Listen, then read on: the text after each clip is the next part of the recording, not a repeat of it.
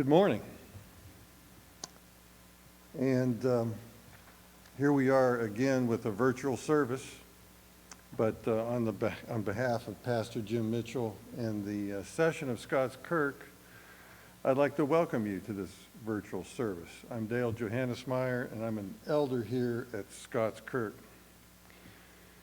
We're doing this obviously in the interest of the health and safety of our congregation. Hopefully, very soon we can get back together again. In the meantime, for those of you that are watching on YouTube, we do have a request. It's a very cumbersome process to get this streaming video going during YouTube each Sunday. But if we have 100 subscribers from Scots Kirk, it will go much more seamlessly and be easier for us to start this up. So if you do go to the church website and you click on the streaming, any of the videos, whether it's recorded or streaming, and view it on YouTube, you should see an icon. If you don't already subscribe to YouTube under Scots Kirk, you should see an icon probably at the bottom of the screen that says subscribe. We do request that you do that. If we get 100 of you to subscribe, then this process will be a lot easier for us. And we thank you for your patience with us for this. We thank Joel Reed for putting this on. He puts a lot of time into it, and Stephen Chanel helps him, and we thank both of them for that also. If we can't be here in person, this is the next best thing. We do hope all is well with all of you. Obviously, we do have people that we do care for that have tested positive. Brenda Bush specifically and her family, please keep them in your prayers. To our knowledge, they're all doing well with it. There's no real danger for them, but they do need the time to recover and be quarantined. And because Brenda's quarantined, we are so fortunate to have Ron and Katie Crumps and Jen Gellard, who are here to provide our music for us. Thank you so much for stepping up. We really do appreciate that. We hope everybody at home will enjoy it and sing along. You should have the bulletin by email, and you can follow this worship service and have the music to the hymns in that bulletin. The other announcements are in that bulletin, and please read those after we're finished with the worship service. One other note, that Vicki McCamey's mother passed away this past week. Please keep Vicki and her family in your prayers. So before we start our worship service, we should take the time to prepare our hearts and minds to worship the Lord our God. All the anxieties, the frustrations, the things we have going on, part of this vapor of a life we have here on earth, need to be put aside because God has given us eternity with him, and we should put those worries aside as we worship him this morning. Please take time to do that.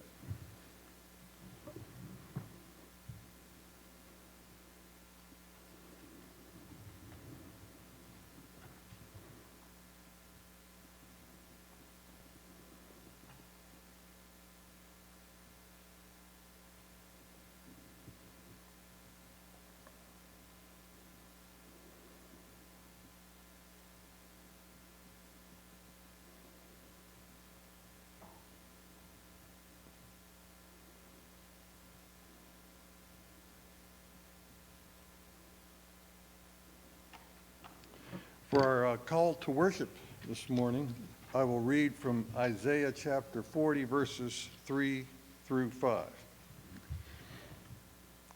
A voice cries, "In the wilderness, prepare the way of the Lord.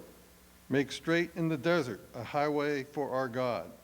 Every valley shall be lifted up, and every mountain and hill be made low. The uneven ground shall become level, and the rough places a plain.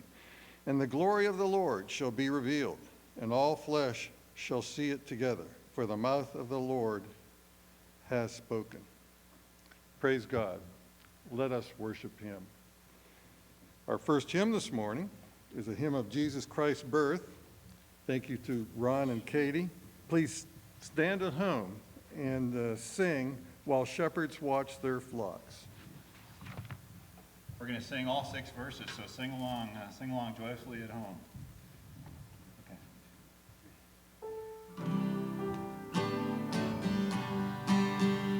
Here we go.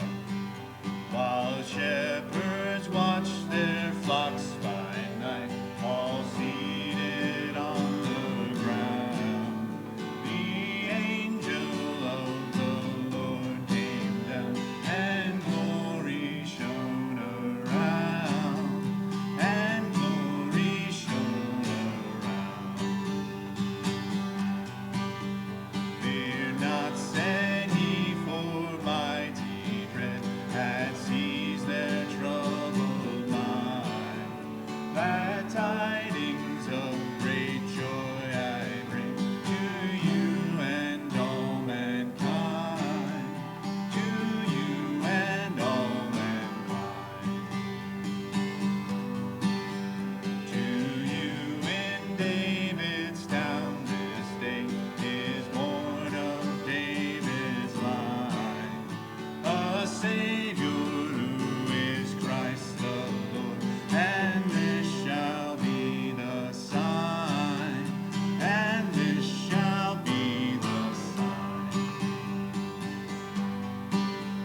The heavenly babe you there shall find, to you in beauteous way, all meanly wrapped in swaddling bands, and in a manger lay, and in a manger lay.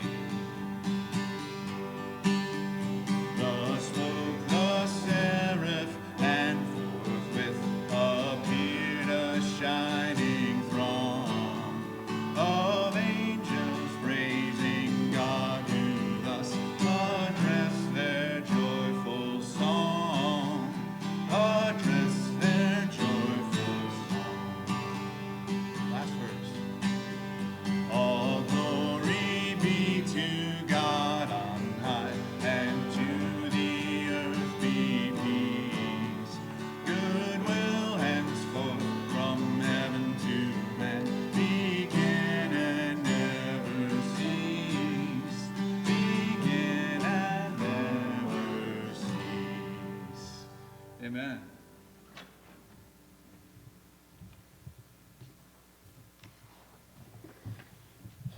Thank you, Ron and Katie. Let us pray. Heavenly Father, as we worship today, we praise you for the fulfillment of prophecy through the sending of your Son and our Lord and Savior, Jesus Christ. We are truly dead in our sin without him. Your love for us is immense, and your grace is boundless. All glory to you. Lord, we pray that although we are not worshiping you together as you call us to, that this virtual service will truly glorify you. And Lord, as we enter this season of celebrating the coming of Jesus Christ, please help us not to be caught up in the pagan festivities that abound all around us, but to prayerfully meditate on your saving grace, and to have our mouths proclaim your greatness and your everlasting love for us. We ask these things in the name of our glorious Savior, Jesus Christ, who taught his disciples to pray, saying, Our Father, who art in heaven, hallowed be thy name. Thy kingdom come, thy will be done, on earth as it is in heaven. Give us this day our daily bread, and forgive us our debts as we forgive our debtors. And lead us not into temptation, but deliver us from evil. For thine is the kingdom, and the power, and the glory forever. Amen. Please be seated. Our confession of sin this morning is from Psalm 130, verses 1 through 4. Let us say these verses together. Out of the depths I cry to you, O Lord. O Lord, hear my voice. Let your ears be attentive to the voice of my pleas for mercy. If you, O Lord, should mark iniquities, O Lord, who could stand?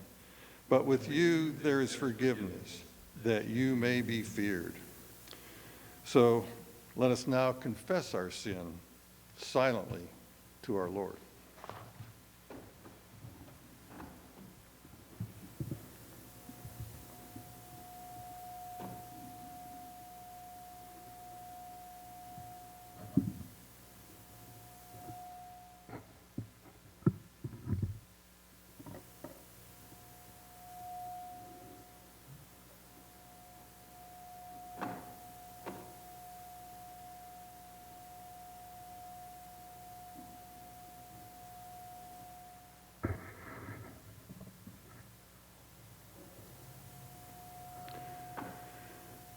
Our assurance of pardon is a continuance of Psalm 130, verses 5 through 8. Let us say those verses together.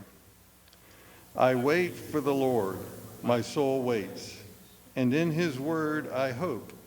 My soul waits for the Lord more than watchmen for the morning, more than watchmen for the morning. O Israel, hope in the Lord, for with the Lord there is steadfast love. With him is plentiful redemption, and he will redeem Israel from all his iniquities. Praise God for his mercy and grace. Let us stand now for our confession of faith, which is from the Scots Confession, chapter 6. Let us read it in unison. When the fullness of time came, God sent his Son, his eternal wisdom, the substance of his own glory in this world, who took the nature of manhood of the substance of a woman, to wit, of a virgin, and that by the operation of the Holy Ghost. And so was born the just seed of David, the angel of the great counsel of God, the very Messiah promised, whom we acknowledge and confess Emmanuel, very God and very man, two perfect natures united and joined in one person. Please be seated. Now it's time for our children's sermon. Thank you for Elder Joel Reed for doing it. Thank you.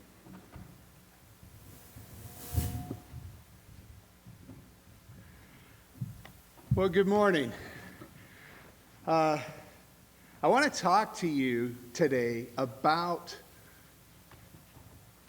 a time that I got really excited.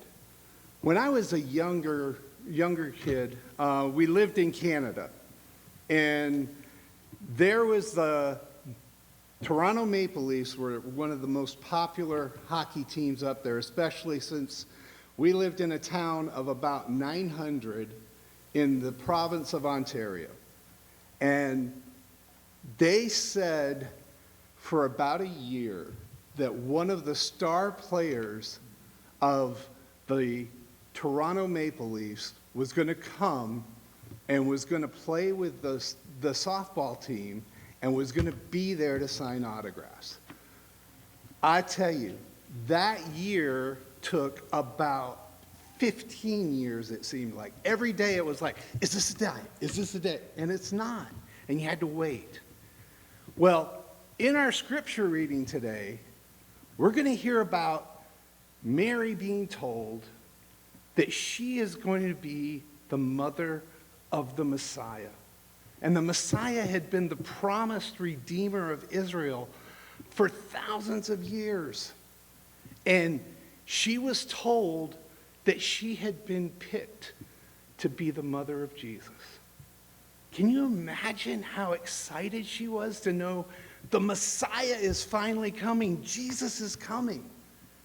And now we kind of have some of that too, because he died for our sins and rose again. But you know what? He promised that he would be coming back. So we can sit there and say, Jesus is coming, just like Mary did. Let's pray. Dear Heavenly Father, we thank you that you love us and care for us, and that you promised that your Son would come, that he would die so that we could have eternal life with you and rise again, but he would come back.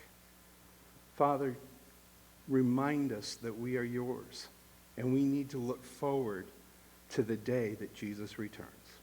In Jesus' name we pray. Amen.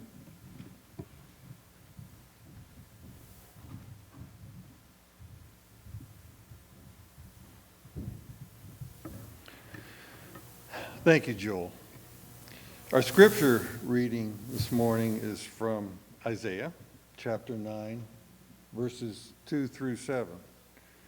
These verses are very familiar to us, especially this time of year, but they also remind us that the good news of Jesus is not just in the New Testament, but also in the prophecy of the Old Testament. Hear the word of God. The people who walked in darkness have seen a great light. Those who dwelt in a land of deep darkness, on them has light shone. You have multiplied the nation. You have increased its joy. They rejoice before you as with the joy at the harvest, as they are glad when they divide the spoil. For the yoke of his burden and the staff for his shoulder, the rod of his oppressor, you have broken as on the day of Midian.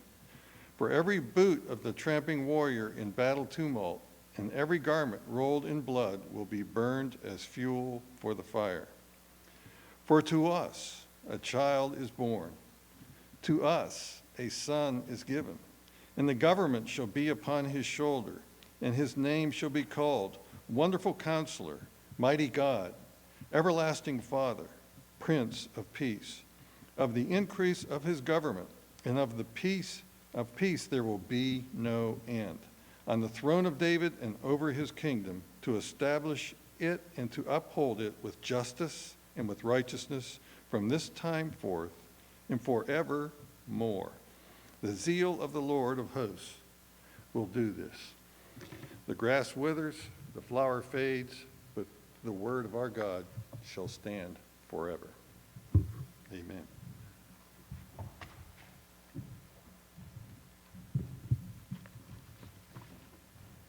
Let us pray together.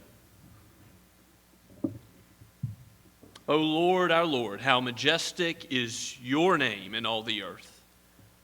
O God, we seek your face. Come and bless your people. Give us understanding in our minds that we would behold your word, that we would be confronted with the reality of our own sin and amazed by your grace. And as a result of your grace at work in us, enlightening our mind, convicting us of sin, and persuading us to lean upon your holy word, to trust in you, to trust in your Son, Jesus Christ. Help us to live a life by the power of the Holy Spirit that would be pleasing in your sight, that would aid our neighbors, that we would walk in justice and mercy and humbly with you. O Lord, give us a proper fear of you. For we know that you are the God of gods, Lord of lords, King of kings. In a Son of Man we may put no confidence ultimately, for we know that any earthly leader will ultimately fail, but your King, the Messiah, the Lord Jesus, the one who came from heaven's glory and was born even in a cattle stall, a manger, and suffered many things as he was amongst us, and ultimately death, who in dying for us redeemed all of his people from their sins, and was raised again on the third day, as the scriptures proclaim, and is now seated at your right hand. Lord, as he came and humbled himself from all the glories of heaven and now is exalted, remind us to live lives that are, yes, now experiencing something of the cross as we take up our cross and follow him. But soon we'll know the crown. As where Christ is gone, he has prepared a place for us, and we will be there with him one day. Oh, come quickly, Lord Jesus, come. Help your people to be patient and to look with eyes fixed on the author and finisher of our faith, the Lord Jesus himself, Lord, to heaven, and help us as we pursue the life that you have called us to by trusting in your word, which is no mere word of men, but is from your very lips. So, Lord, we do not live by bread alone, but by every word that proceeds from your mouth. Or, Lord, bless our congregation with safety. We praise you for how you have given recovery thus far to Brenda and her brother and sons and daughter Megan. Also, we ask that you would continue to preserve them and uphold them by your omnipotent right hand and keep this pandemic from spreading in our midst. We do pray for our world in general. We ask for an end to this soon, and we would pray for wisdom for our session and our diaconate. Pray for wisdom for the congregation as we look forward to elections and who you would call to serve in these offices soon. Lord, continue to raise up men who would have the heart of the shepherd to serve the Lord Jesus Christ and to be faithful to him above all in the session diacon of Scots Kirk. And Father, bless the consideration of our budget, that all of our priorities as a church might not be constrained by the will of man, but would be kingdom priorities, priorities that you value, that your word would go through the actions of missionaries to the ends of the earth, that we would care for the widow and the orphan, that deeds of mercy would take place both within our midst and to the community. Father, help us as a people know how to minister in these difficult times. We pray for our youth. Lord, we sorrow that they were not able to go to Bunclarkin this weekend, and ask for that opportunity to be presented again and for it to go forward without any issue. We thank you, Father, for bringing the various teenagers you have to this place, and pray for the parents that are seeking to raise them in the nurture and admonition of you, all the way down to the younger children and even the newborn Hadassah Faye. We ask, Father, that you would care for each one of your flock, precious in your sight, that you would humble us so that we are like little children, coming to your word with faith and trust, even as a child trusts in their parents' care. Oh Lord, you will not lead us astray. You will always care for your people. You will abide with us. Abide with those who mourn today. Give comfort by the gospel. Lord, be with those who have medical issues. For Gay and Larry, we particularly pray. For Rich Troutman, Lord, we continue to lift up Daniel Kirkendall and family, and we thank you for the progress that has continued there. For Kelly Cramps, and we thank you, Father, that you have been with her through many issues with her hip and continue to lift her up today. Father, we pray for June Pace as she is still undergoing treatment and looking to move to Somerville soon. Father, I pray for my own dad who is coming to Somerville to live with us soon, and I ask your care for him. Lord, we know that in all things you care for us, both body and soul. And as we come before your word today, we pray that you would humble us so that your care would be evident, most of all, in building up your church and sanctifying your people. Your word is truth, so sanctify us in it, we pray. In Jesus' name, amen.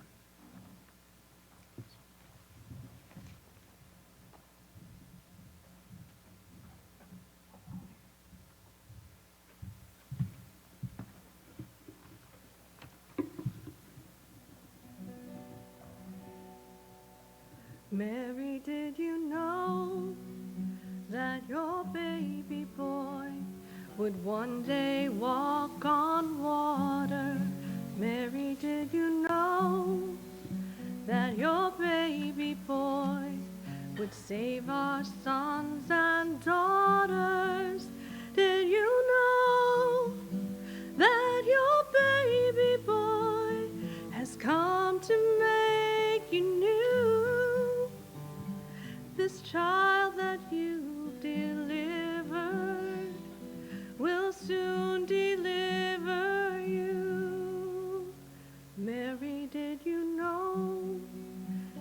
that your baby boy will give sight to a blind man. Mary, did you know that your baby boy will calm the storm with his hand? Did you know that your baby boy has walked where angels trod?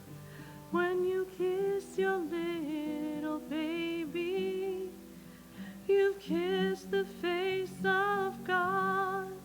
Mary, did you know?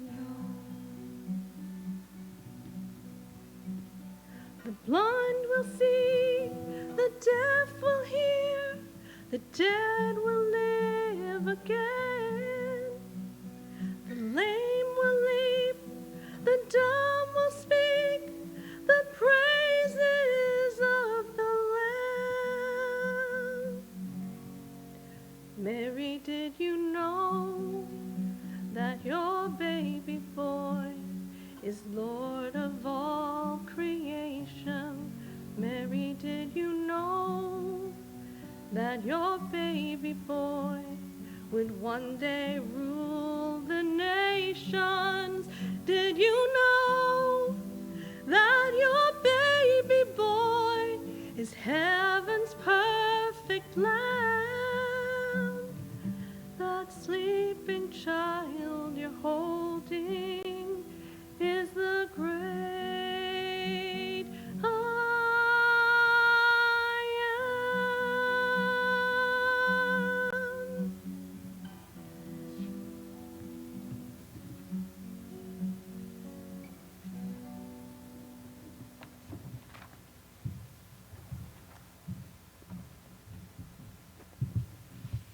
Let us pray.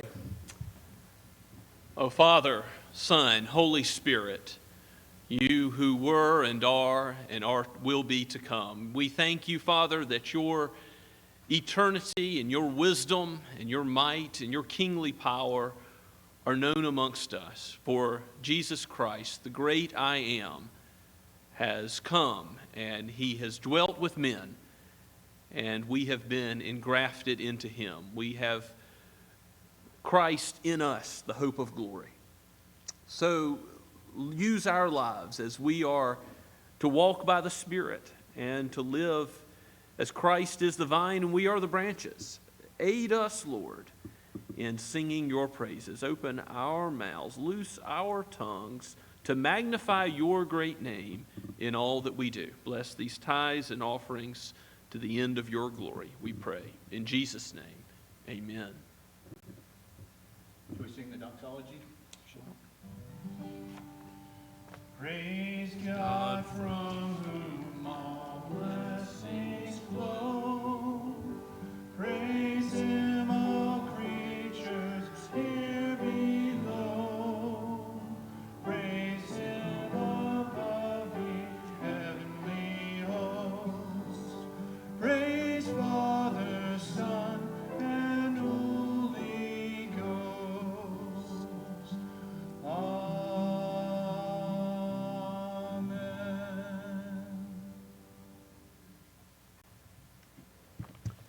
Please take your copy of God's Word and turn with me to Luke chapter 1, verses 26 through 56 will be the subject of the preaching of God's Word this morning. So last week we looked at both ends of this text as the birth of John the Baptist was foretold and then occurs. And here we have not the birth of the forerunner, but the birth of the Messiah himself, the birth of Jesus, our Lord, our Savior. As the angel Gabriel once again comes, this time to Mary, with news. Let's hear God's word together. Again, Luke chapter 1, beginning at verse 26. In the 6th month, the angel Gabriel was sent from God to a city of Galilee named Nazareth, to a virgin betrothed to a man whose name was Joseph of the house of David, and the virgin's name was Mary. And he came to her and said, "Greetings, O favored one, the Lord is with you." But she was greatly troubled at the saying, and tried to discern what sort of greeting this might be.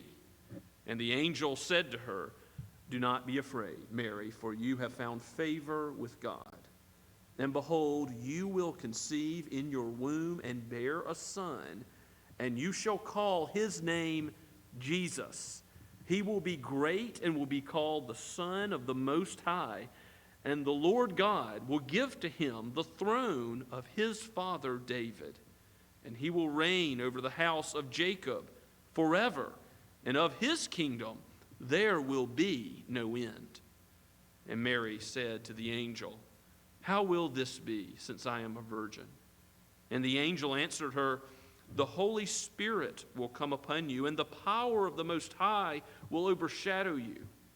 Therefore the child to be born will be called Holy, the Son of God.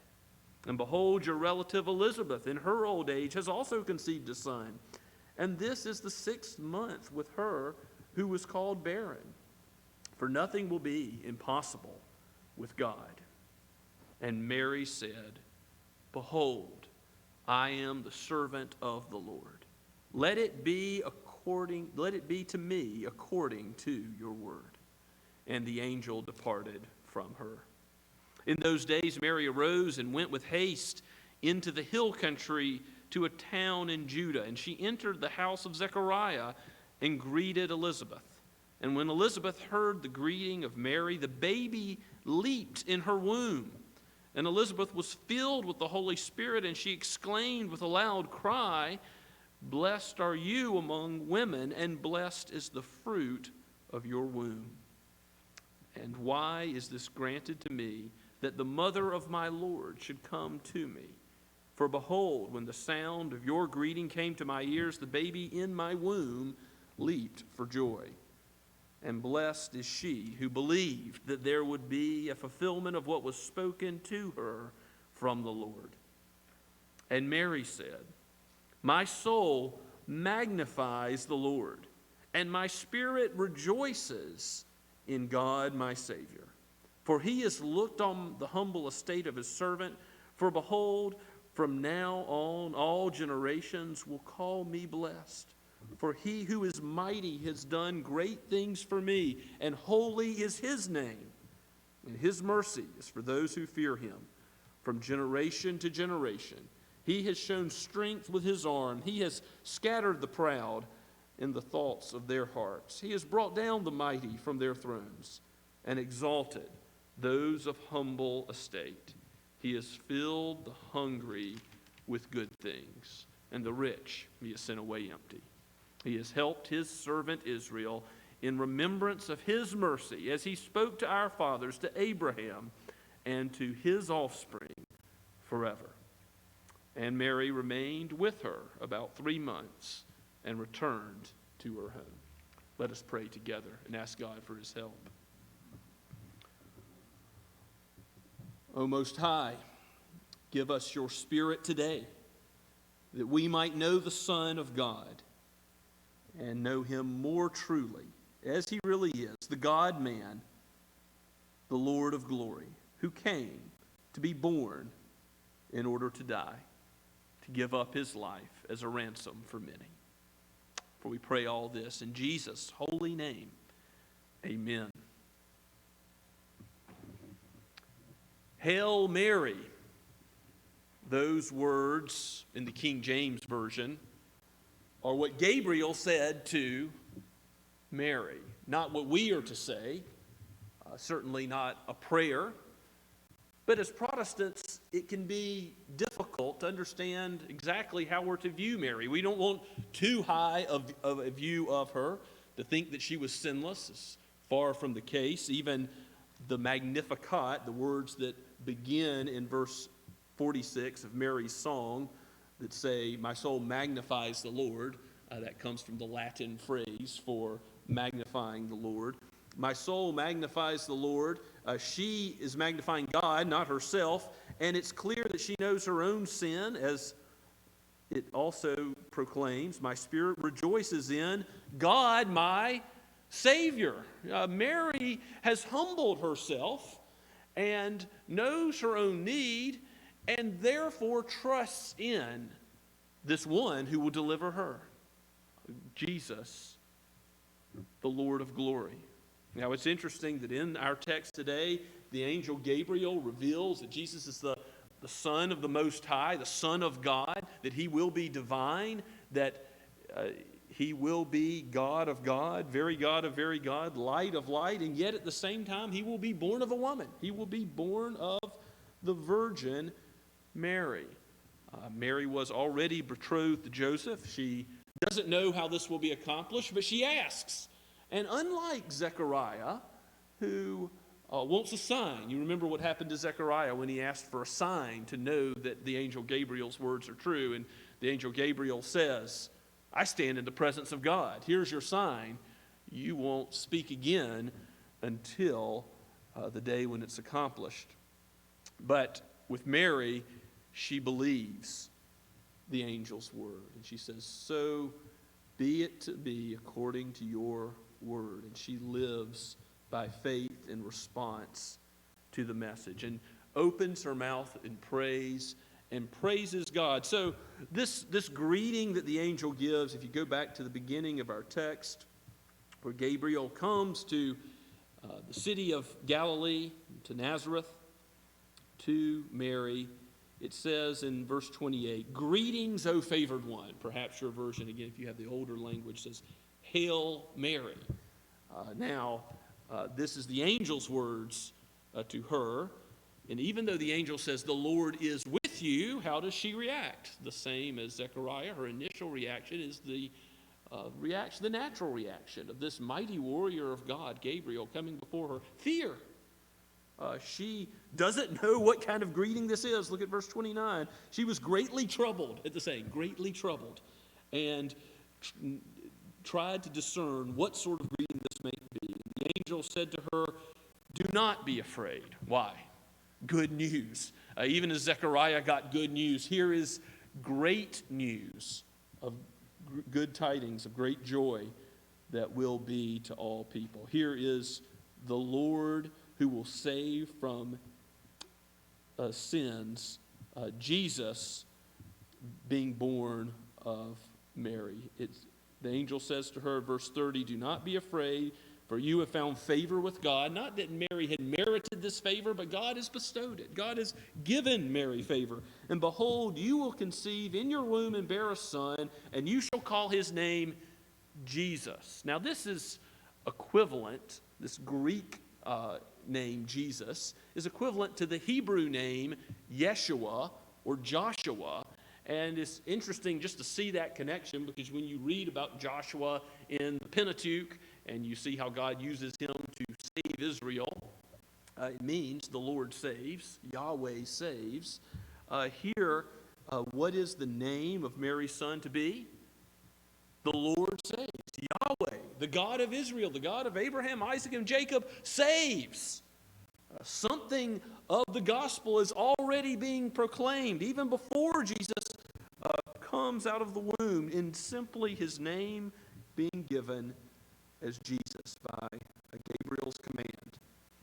And behold, verse 31, you will conceive in your womb and bear a son, and you shall call his name Jesus, and he will be great and will be called Son of the Most High. There's the first Son of God expression. Just as we've confessed today, he's not only truly man, because man has the sin problem that needs to be solved, but he's also truly God, because only God could live a sinless life. It's only when the Holy Spirit conceives in Mary's womb that we can have a sinless one born of Adam's race, to have our sin problem solved by someone who is like us, human but yet divine, two natures, one person, all the essential properties of manhood and all the essential properties of divinity joined together in the person of Jesus Christ. Yes, he will be the Son of the Most High, and the Lord will give to him the throne of his father David. We've already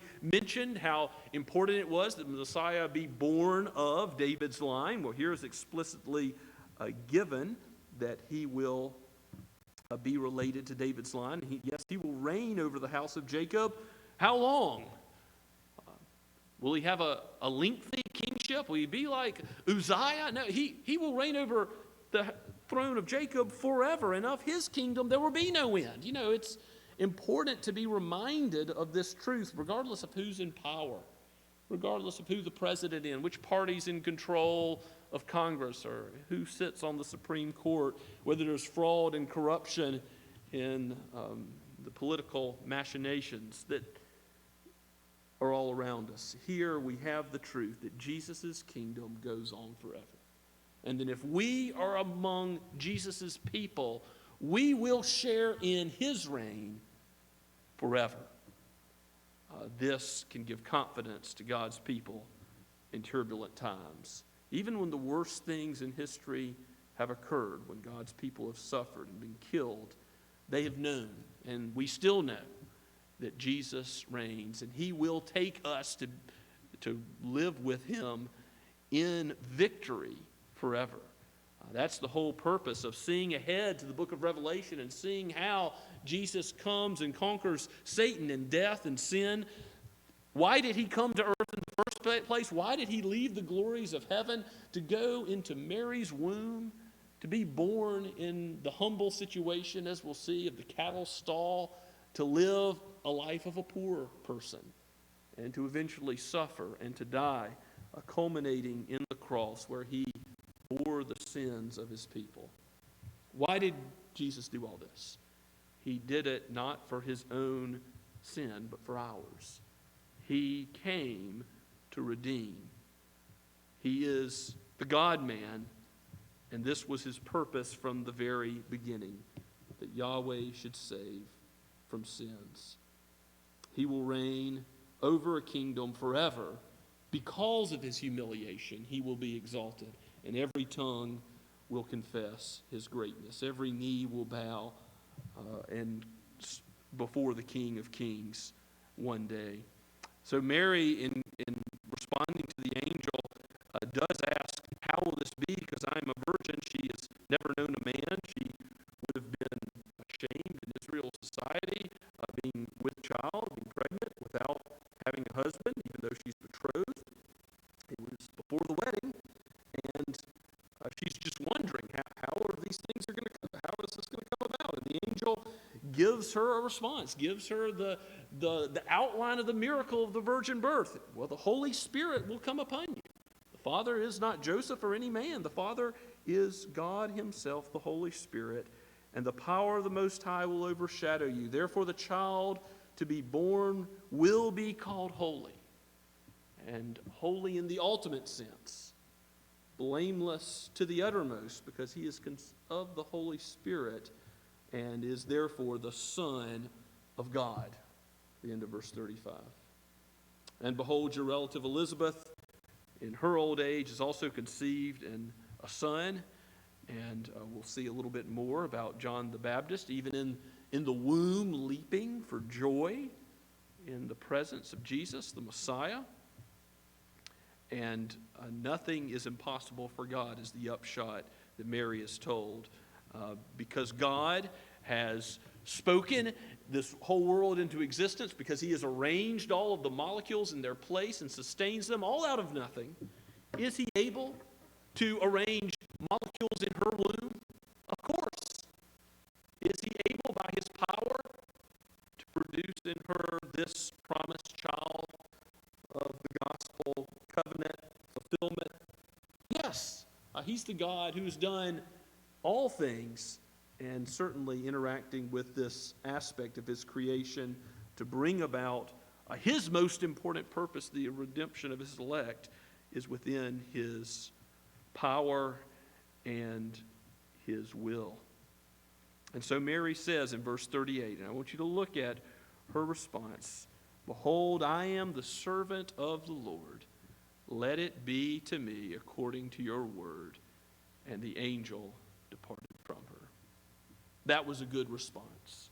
That was a right response, a godly response. She says, instead of serving the things of this creation, we saw how in Ecclesiastes how that goes, right? If you serve power or wealth, if you work for work, or you live for pleasure, all of these things end up in vanity, chasing after the wind, meaninglessness. You're going to feel empty. You're going to feel unfulfilled.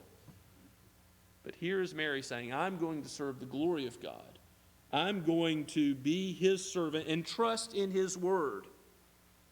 Have a godly fear of him, not a servile fear, but a reverence and respect for his word. So she says, let it be to me according to your word. It's like the Thessalonians who received the preaching of the word, not as the word of man, but as it really is, the word of God.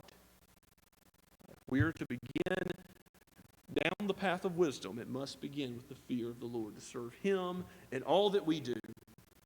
And Mary gets that right. Was she a perfect saint? No. But was she blessed by God? Well, yes.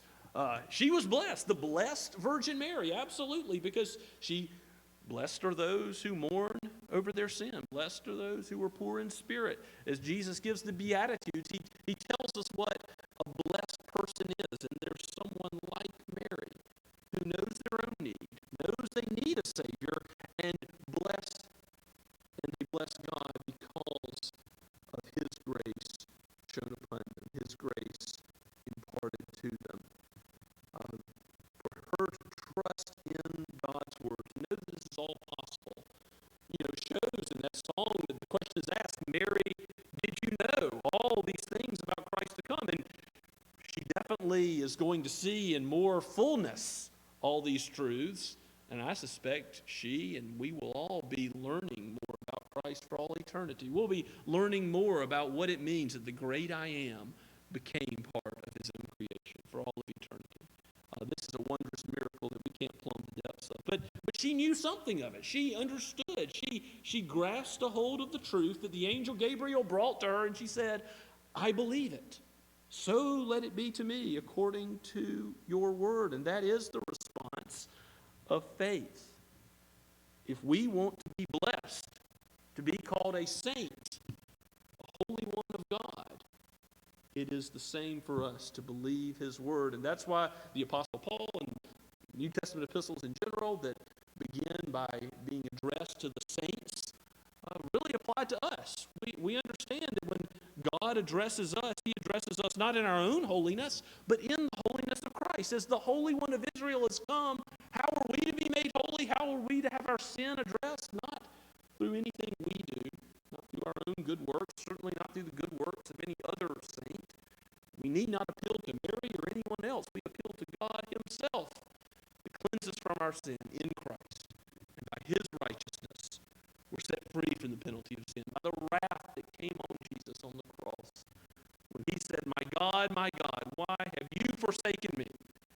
He was forsaken, not for his own sin, but for ours. And praise to the Lord that he has done such a thing.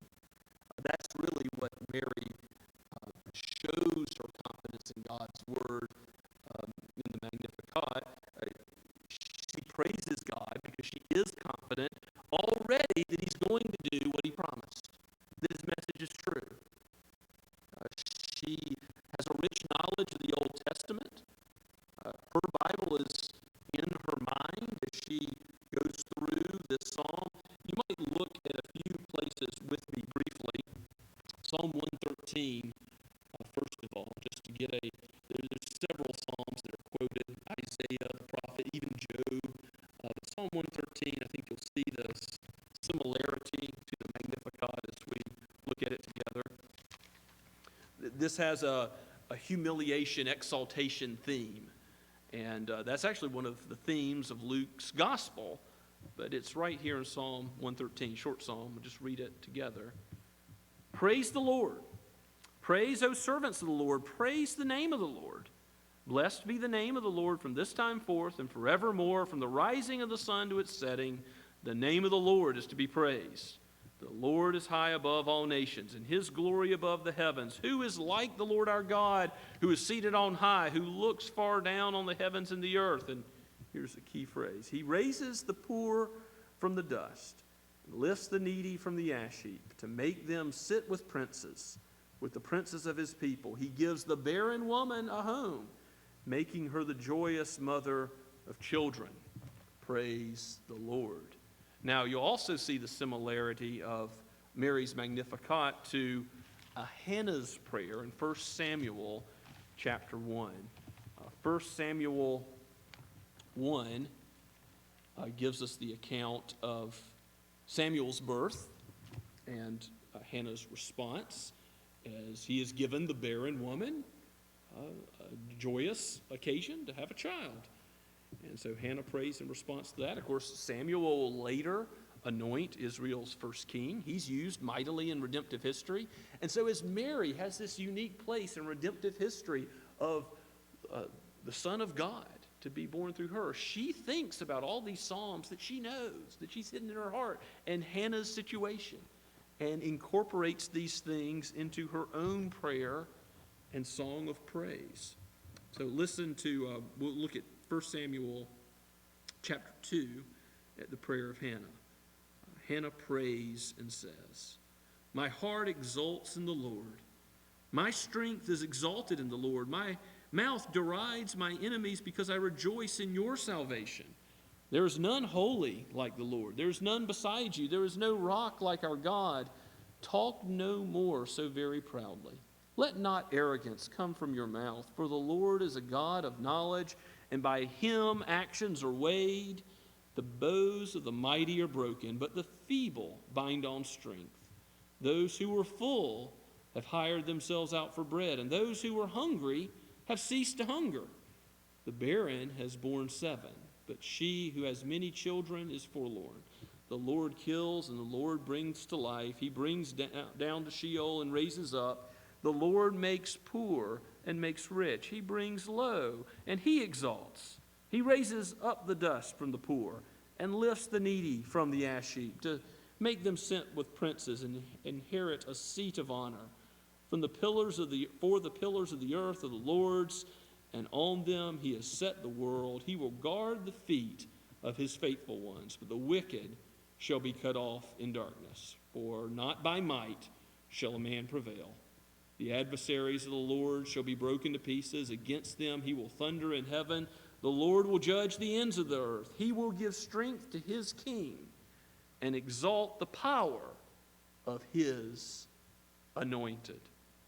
Well, who's ultimately the anointed king, the Messiah that Hannah has in her mind and fulfilled by God, not only in the Davidic kingship of her day, of Saul and the first kings of Israel, but in Jesus, and the one that Mary magnifies in the Magnificat. Go back to Luke's Gospel, and yes, in passing, I do think we must note that John the Baptist leapt in the womb, and he was a real human being. In Psalm 139, we know that the Lord knit us together in the womb. He knows us in the womb.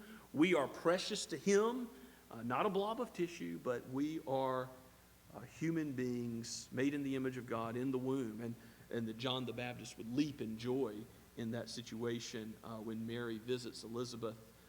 There is proof of that situation and further proof that Jesus is the Messiah, that God gives this miraculous backflip in the womb to John the Baptist. And so in some ways he magnifies the Lord even in the womb. And then Mary opens her mouth and her tongue is loose to say, again, look at verse 46 and following, "My soul magnifies the Lord, and my spirit rejoices in God my Savior, for he has looked on the humble estate of his servant." She's humbled herself. She knows she is in a position of need. "For behold, from now on, all generations will call me blessed." Now, is she so concerned with her own goodness? No, she knows that she's received favor from God, that it's something he's given. And look at verse 49. "For he who is mighty has done great things for me." So the emphasis on Mary's song, her prayer, is the greatness of God and what God has done. God has done great things for me. And so Mary exalts his name, and his attributes are highlighted and praised, such as at the end of verse 49, "Holy is his name." Certainly, the separation of God's goodness from all evil is highlighted in this virgin birth, because the Savior couldn't be born of a normal human generation where Adam's sin would be passed down. No, he must be born holy. And so what the angel said about the Holy Spirit conceiving this son in Mary's womb is true. And the holiness of God is not all that she exalts. She exalts his mercy, verse 50. His mercy is for those who fear him from generation to generation. She understands, looking through redemption of history that's past, but also thinking about what's to come, that this is going to be something that people are praising God for in the future. Today, we praise God for his mercy in the same Lord Jesus Christ that Mary is praising him for his mercy in. He has shown strength with his arm. So what attribute of God here in verse 51?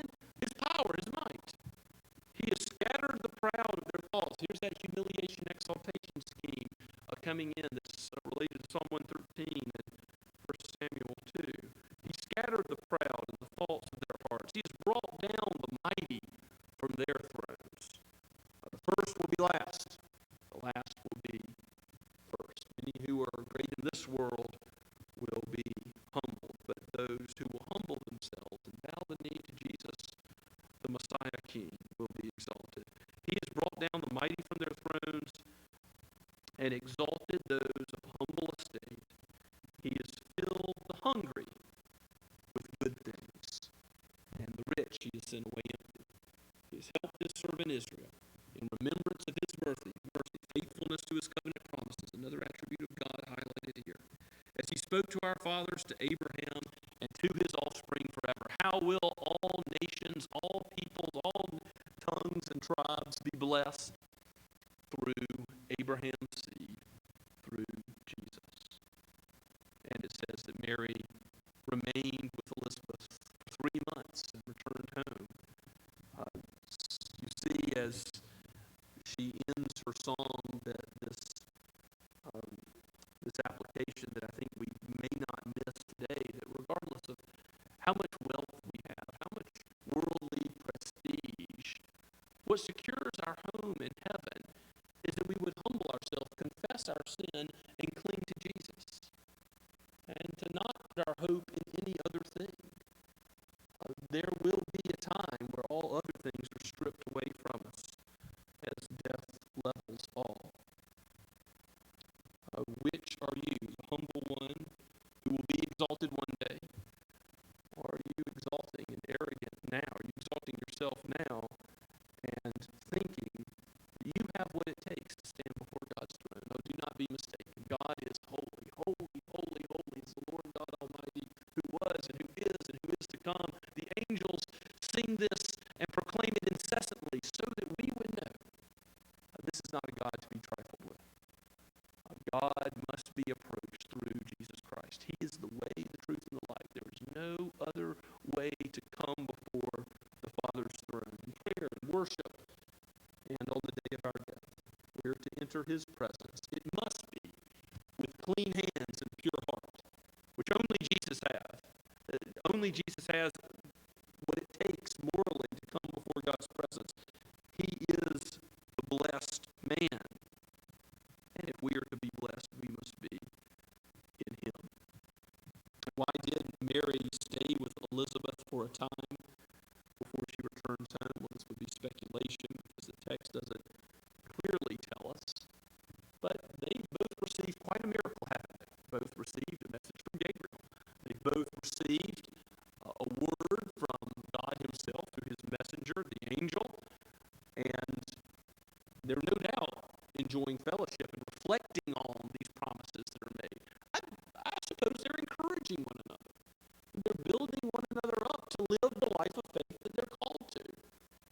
That's part of the beauty of Christian fellowship, is that we may encourage one another to say, so let it be to me, according to God's word.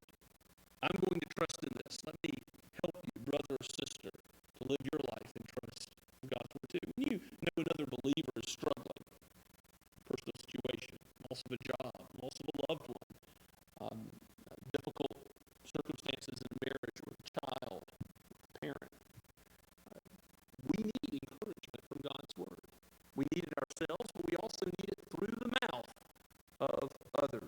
in the Lord Jesus Christ. And no doubt, Mary helping Elizabeth and Elizabeth helping Mary is a part of what God is doing. As we look to the incarnation with the eyes of faith, don't let this old story be something that just goes in one ear and out the other. But say to yourself, Lord, let it be to me according to your word. Trust in this Jesus. Trust nowhere else.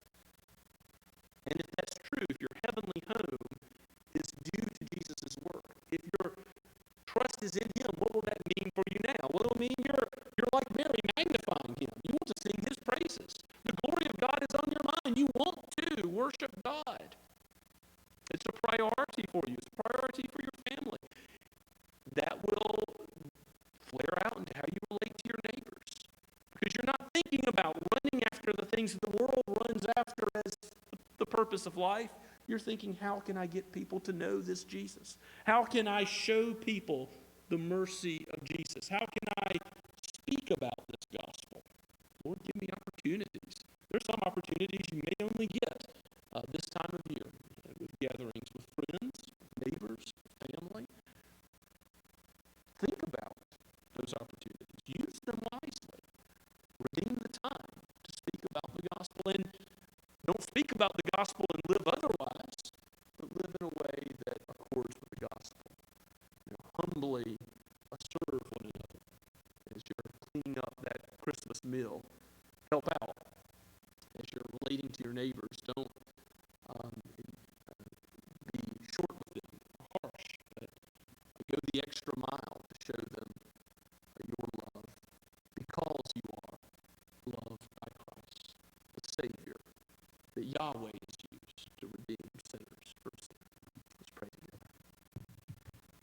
Father, we thank you for your glory shown in the gospel, that Mary would magnify your name, reminds us that we are called also to follow after her. In whatever situation in life you've called us to, help us, O Spirit of God, to trust in your word and to magnify your name, to sing your praises all of our days, and indeed in the new heavens and new earth forever. For your name is holy and you are good, O Lord Jesus Christ. In your name we pray. Amen.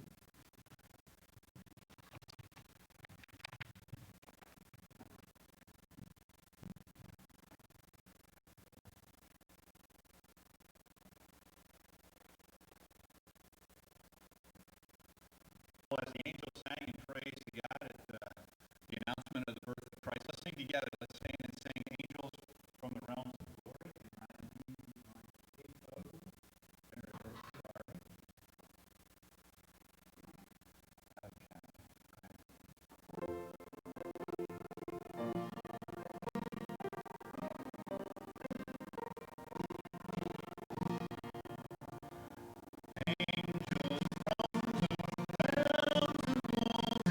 Wing your flight o'er all the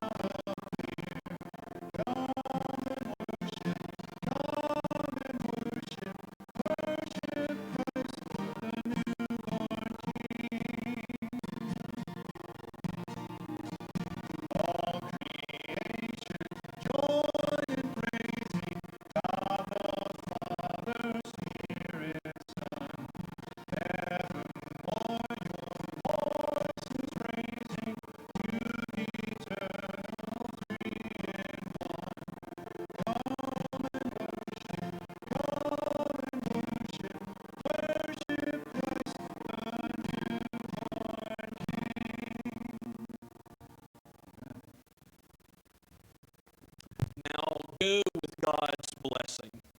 Now to him who is able to do far more abundantly than all we ask or think, according to the power at work within us.